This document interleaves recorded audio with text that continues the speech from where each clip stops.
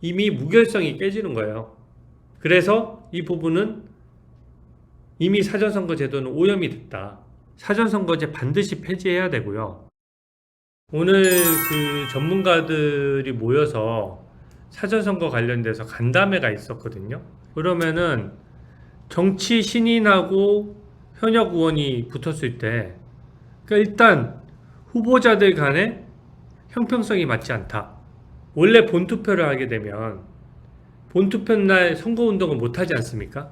그 전까지는 선거운동을 하다가 본투표 날이 되면은 각자 우리가 그동안 선거운동 한 거라든지 기사라든지 이런 걸 다 확인해가지고 좀 혼자 고민하고 숙고해서 이제 투표를 하는 거예요.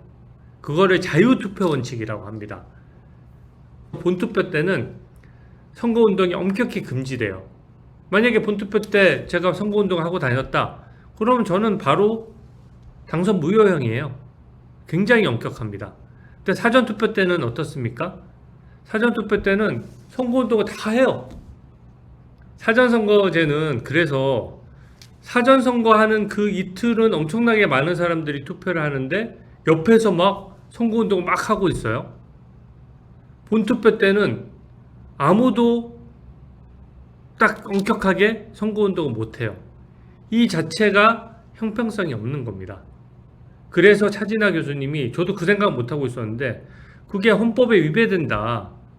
우리 헌법의 원칙이 때 비밀투표라든지 보통투표 이런 등등이 있는데, 예를 들어서 사전선거 관련돼서는 또 소위 말하는 자유투표 원칙이 어긋나는 거죠. 사전선거까지 후보가 있다가 본투표 직전에 후보가 사퇴를 했어요. 그러면 사전선거 때 투표를 하신 국민들과 본투표 때 투표를 하신 국민들의 선택권이 다릅니다.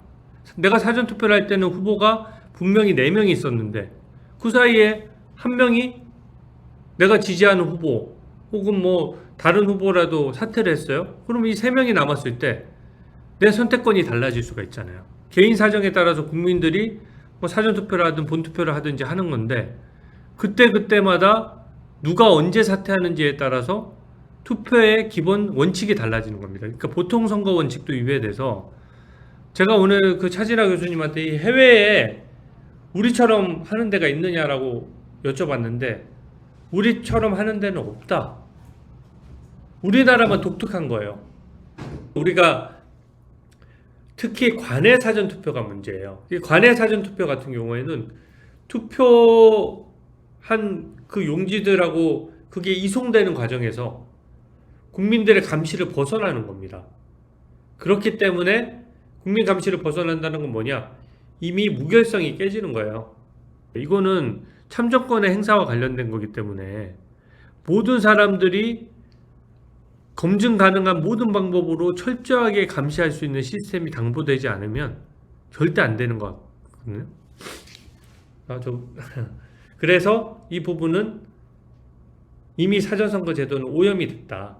우리가 자유민주주의를 지키려면은 사전선거제 반드시 폐지해야 되고요. 민주당이 유리하다는 이유로 본투표 하나 관리도 못하는 사람들한테 복잡하게 더 복잡한 사전선거 제도를 붙여가지고 이거를 짬뽕을 시켜놓으니까 선관위 직원들도 두 손 두 발 다 들고, 선관 더 이상 사전선거 제도 저희 관리 못하겠습니다. 스스로 자백한. 민주당이 선관위 장악하고 있는데 민주당이 자기가 추천해 자기가 특검한다? 그 누가 국민들이 믿겠습니까?